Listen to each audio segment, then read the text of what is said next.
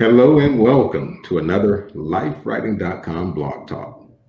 With me today is Miss Monica Matar. She's a veteran mortgage expert, a realtor with Keller Williams in the Tampa, Florida area, a fashionista, and a fitness enthusiast. We will be discussing various aspects of fitness as it relates to stress and a few other things. Welcome, Miss Matar. Hello, Chris. Thank you so much for having me. It's a pleasure. It's a pleasure to have you here. Yeah, thanks for joining me. So look, let's jump right into it. Have a little fun. Okay. Uh, as you already know, we're talking about fitness in itself, but there are going to be a few avenues that will relate to stress in some form or fashion. So let's get to it. Awesome. So in terms of fitness, you seem to be pretty, how should I put it, serious when it comes to it, right? We're friends on Facebook. You post your videos, you post inspiring and motivational messages and such. Very, very inspiring, by the way. But specifically when it comes to fitness, what motivates you so much? Wow, that's a really good question. I would have to say first, from the age of 8, my mom back in the 80s, early 80s, my mom would do her Jane Fonda workout videos back when we had like VCR tapes or whatever, something like Right, that. It right. was a long time ago. Anyway, she always did it religiously every morning. And so from the age of 8, I joined her. And so from 8 on, it just became my daily ritual, part of my lifestyle. And then when she stopped doing it, maybe when I was about 12, 13, then this amazing show would come on at 6 o'clock in the morning. It was called what was it called? Not Women's Workout, but that was a health club. What was it called? It was like a 6 a.m. show. It was a half an hour. I don't know why the name just slipped my mind. 6 a.m. It was Okay. 6 a.m. every day. So I would get up and do that without my mom. But since she trained me from 8, by the time I was 13, I just took the initiative to do that half an hour workout every morning at 6 in the morning. So it's just been a habit for me, and it's just been a lifestyle. Just a habit and a lifestyle. Yeah, and I continue that. Now I'm 48, and I always work out. I wake up early, I automatically go and work out. And so it's just a habit, I'd say. Yeah, cool, cool. Well, look, I'm 47, Uh-huh. right? I can actually call you big sister in that case, right? So Yes. your little brother does the same thing. Mhm. But I'll be honest, I I get a little lax from time to time, as we all do. We get comfortable and things happen. Life happens, right? And we lose sight of those things. And so I want to touch on a few things later as it relates to just staying on track, staying the course. But for now, I would like to know, staying fit, it offers a lot of significant, as I like to put it, doses of medicine when it comes to staving off stress. Mhm. Do you have any ideas around that concept? Yeah, actually, I know for what I call, I know there's a medical term, a scientific term, but I just say that it releases your happy hormone. And Oh, okay. so it like, yeah, it makes you happy and produces these hormones that make you energetic and bubbly. And so for me, I'm like, I need it just to be happy all the time. And when I Oh, don't work out, I could feel the difference in my mood and of course in my energy level. right, Yeah. right. That's yeah, the happy, tying the happy to it. And what term did you use? The happy, I call it the happy hormone. the happy hormone. The happy hormone, yes. But it's Okay. really called endorphins. Okay, It okay, releases yeah, yeah, endorphins. Yeah, and yeah, endorphins do wonders besides making you feel happy. They help you health-wise in yeah. your body in other ways besides just feeling good. Well, I what was that? A few weeks ago, I wrote a blog post about stress, Hmm. and a lot of my research, I mean, I knew for the most part, but to see it in writing in black and white, emphasize, the positive effects that fitness and staying in shape, if you will, has on stress, right? Yeah, we all know that, right? Just off the top, but when you start to peel those layers back and look at all of the medical, benefits, behind it, and it's simple. Fitness, it encompasses, simple things, right? We don't have to get too technical about it. Right. Yeah, I Yeah, mean, even like for people who aren't really into fitness, even walking 30 minutes a day is considered adequate fitness for the day. So you don't have right. to be like a bodybuilder or a fitness guru or a cross trainer. As long as you're getting in that 30 minutes of activity, it does wonders for your body and for your health. Thir- 30 minutes of activity. And that's a good way of putting it, because what you said initially about, the bodybuilding thing and, all of these other folks who y'all pumped up and all, and that's the biggest misnomer. People automatically associate, fitness and exercise as well with Right. these rigorous and stringent activities, as you just mentioned before. But it could be simple walks in the park or down the sidewalk, along the water, that's something that puts you in your happy place, exercising those happy hormones, as you touched on earlier. Yes. So Absolutely. you may have just touched on this, but in terms of your biggest stress reliever, what would it be? Or maybe a couple? Yeah, there's a couple. The first is I get up and I pray and I spend time with God daily, and then I read His Word and let that sink in, just meditate on it instead of just skimming over it. And then that puts me in a really peaceful place. And then from there, that's when I go and I exercise for like 30 minutes to an hour, and then come home and start my day. And so those are my biggest stress relievers, is just spending time with God. Also, when I worship, when I get to just sing songs to Him or even dance when I dance, Yes. those things just give me supernatural peace that passes all understanding. And you can't really explain it; you'd have to experience it. What God's peace is like. Right. And I like that. That really resonated with me. That supernatural peace. Mhm. It's that's that next level stuff. Mhm. Yeah, that's a great way of putting it. So I have to ask too, do you offer any type of, I mean, I know you're big in mortgages and realtor and the fashion aspect of you, right? But a part of that, exercise and fitness enthusiasm, right? Do you offer anything, classes? Do you have anything like that set up or planning I to? I should, and I've had plenty of people reach out to me to be like a fitness coach, Okay. and make a business out of it so I can help people and then get paid as well. And Yeah. I just haven't done it yet because I have so many other things going on, but I know Yeah. that's an avenue. I mean, that's something that I probably should do. I do encourage friends, people that are on their fitness journey.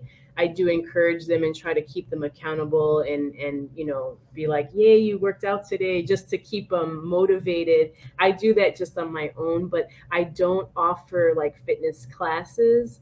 I know in high school and college, I used to teach aerobic classes and step classes, so I was an instructor for a while.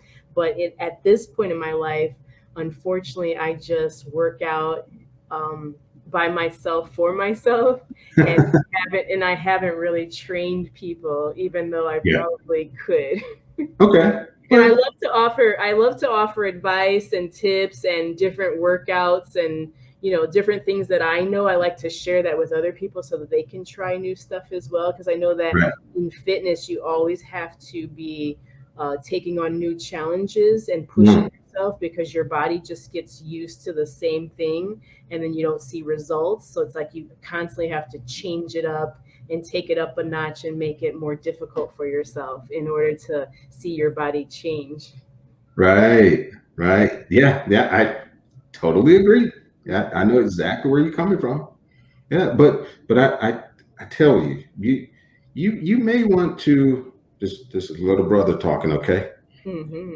You may want to seriously, reconsider or consider, what a lot of these folks have seen in you. You may be glowing in some areas that right, you the person, but they're on the exterior, they can see it, right?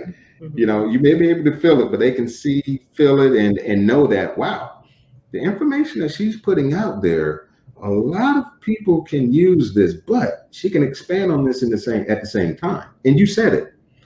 There's nothing like doing something that you're passionate about and getting compensated for it. Right, right. Just saying. Just Yeah. just an idea. But it sounds as if many of your friends or close loved ones have echoed the same thing. So I'm just putting that out there. I'll definitely keep that in mind.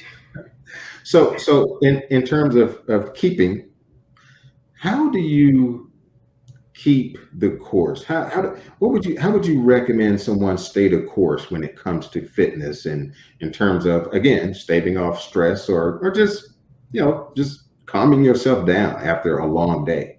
Yeah, that's a really good question. I would say for a person who's not used to physical activity or they're not in an exercise regimen already, I would say to just start small, to take baby steps. It's like you're not going to go from never working out to being like a fitness expert overnight. And so a simple thing would be start out by walking, and then you can incorporate bike riding or roller skating or any type of activity that's not necessarily going to the gym or necessarily doing like a workout video. So just to start small, and then as you get used to that, then you add new things, and you could maybe join a gym, or you could join like a company that gives you unlimited exercise videos and by different trainers. But I would just say start that way, but also Mhm.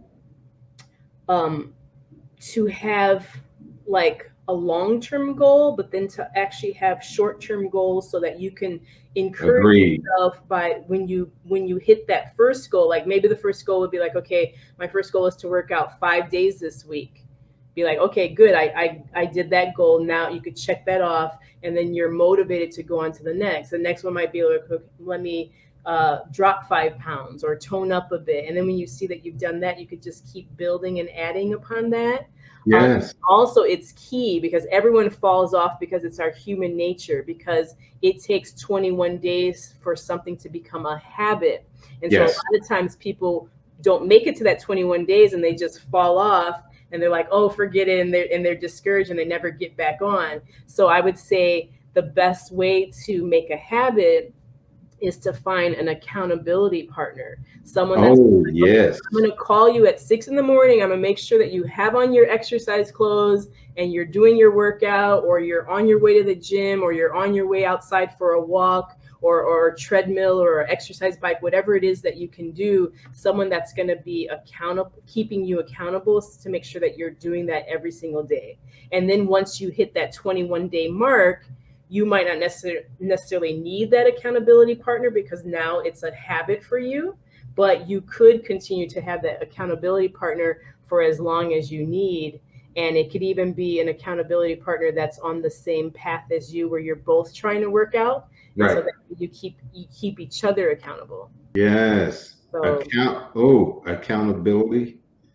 An accountability partner. Yes. Someone that's going to, like you said, keep you honest. mhm, And right, it works both ways. mhm. So no, awesome advice. Awesome advice. Absolutely. So you actually touched on where I wanted to go next, with a few comments that you just shared. But if you can expand on or identify, a few specifics as it relates to parting words of wisdom, be it related to staying on course. What words would you share with someone? Yeah, just for overarching an overall healthy lifestyle. Period. What would you say? There's a few things. First, like your body and fitness is like 80% nutrition, 20% exercise. So you could be Yes. hitting the gym for 2 hours a day and doing all sorts of stuff, but your body's not going to change until your fitness and until your eating pattern is correct. And so what I recently learned, because like I said, I've been exercising since I was 8, but ever since I hit my 40s, I gained a bunch of weight, couldn't lose it no matter how much exercising or healthy eating or whatever I was doing. It's like it just wasn't working for me anymore because of my, I don't know if it was my age, my hormones, my thyroid, I don't know what it was, but it was a real challenge. And so what I learned recently is I have to eat every 3 to 4 hours. And I wasn't doing that before. Before, I'd eat once or twice a day. I'd have a Okay. protein shake and I'm like, oh, I'm good. When I was like I wasn't getting enough calories and I wasn't getting the right combination of food. And Oh, so, one thing that I would leave with people is to eat every 3 to 4 hours, even though you're not going to feel hungry, you just force yourself to eat because okay. that way you're making your metabolism constantly work and burn, and it speeds up your metabolism so that even when you're not exercising or even when you're sleeping, your metabolism's going and your body's just burning fat because Yes. eating every 3 hours. But you have to eat a combination of like protein, vegetable, and a healthy fat, and maybe a small amount of carb. But it can't be like processed carb. It can't be like rice or pasta or bread or all the traditional carbs. It has to Okay. be a carb that's either a vegetable or a rice cake or what else was I doing? A sweet potato, something that's considered a healthy carb, or it was just a big bowl of vegetables has carbs as well. And so if you do that, and then you have to have a healthy fat. So what I was doing is having like ground turkey or ground chicken, having broccoli or Brussels sprouts, and then Okay. having a fourth a piece of an avocado because the avocado was my healthy fat, my Brussels sprouts was my vegetable, and then my Okay. protein. And so once I began to eat like that every few hours, I began to lose the weight and my body began to change. And then the other thing, the other word of advice is that you're supposed to drink half your body weight in water. And most people don't do that. Like we try to drink 8 cups a day, but 8 cups a day isn't even adequate. Like me, I think I weigh somewhere between 150 and 160. And so I'm supposed to have at least 80 ounces of water, which is 10 I cups a day. know. I know. I am so Those guilty. those, me too, and I have to force myself constantly. I'm like, man, Monica, your bottle is still not empty. You still have to finish this bottle. It's difficult, but if you incorporate half your body weight in water and eating every 3 to 4 hours those healthy meals and staying away from processed foods and of course cutting out sugar, cutting Yes. out dairy, all that stuff that's really bad for you, then you're going to see your body change drastically over months and years. The Wow. other thing I would say is, in my mentality, is I'm always like, well, you sow energy and then you reap energy. Mm. So for me, I'm like, okay, if I sow my half an hour or my hour of exercise, then I'm going to reap more energy. And so throughout the day, I'm energetic and I'm happy and I'm all excited because I sowed energy and now I'm reaping energy. And that is key for motivation, to not just look good or to not just lose weight, but to be energetic throughout your days, because we all wear so many hats and we're always multitasking and we have work and family and all kinds of stuff. And so it's like you have to have the energy so that you can present your best self. Look, I could not have said half of that any better. If I didn't know any better, as we say in the South, I would have thought just then I was listening to a certified nutritionist or certified trainer or something. No, that was awesome information. I told on myself when it comes to that water. Whew, I I know. I don't know what it is. If I have a huge, my biggest hangup is my water intake, or of course the lack thereof. Right. Mhm. Some of my buddies would say, "No, Chris, your biggest problem is the fact that you love sweets." Oh, sweet. Oh, I love sugar, sugar, sugar. Well, I used to be that way. And in all honesty, that is something that I have become much better in. You touched on that sugar intake. We all know it wreaks havoc on the body, especially over time. But that's one thing that I have cut back in, I should say. But that water, it's a steady work in progress for me. Yeah, I mean, Yeah. I'm there with you. I try to do my 10 cups, but some days I only get through 8 or 7, and I'm like, man, Monica, you missed it. But I know that's the goal, and so I Yeah. bought a water bottle that is 32 ounces. So I'm like, okay, I know I need to drink 3 of these a day, Yeah. and that's how I Right. know I got enough. And I Right. don't bother drinking anything else. I just always have my water bottle. I don't drink juice or soda or anything, just water all the time.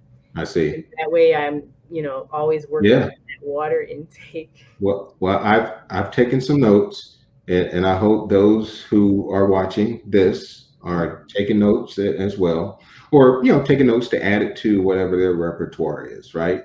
The 21-day thing that you mentioned, yes, it takes a while to make something a habit.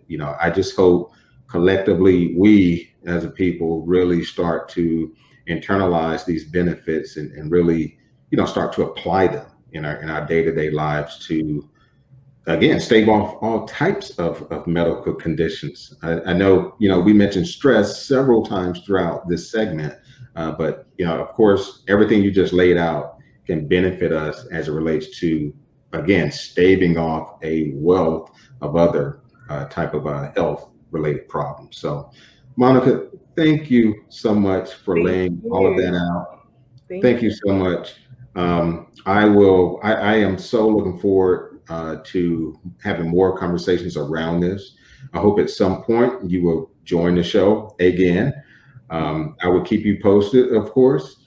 But if you could stand by for me right now, I'll be right back. Okay. Okay, great. All Thank you. right. So, everyone, that was Miss Monica Matar laying out a wealth of things as it relates to fitness and exercise, even touched on several nutritional related things as well, because she's exactly right. They go hand in hand. Eating and exercise go hand in hand. So, I hope that was informative and inspiring to you in some form or fashion. And as always, thanks for always supporting lifewriting.com where writing speaks.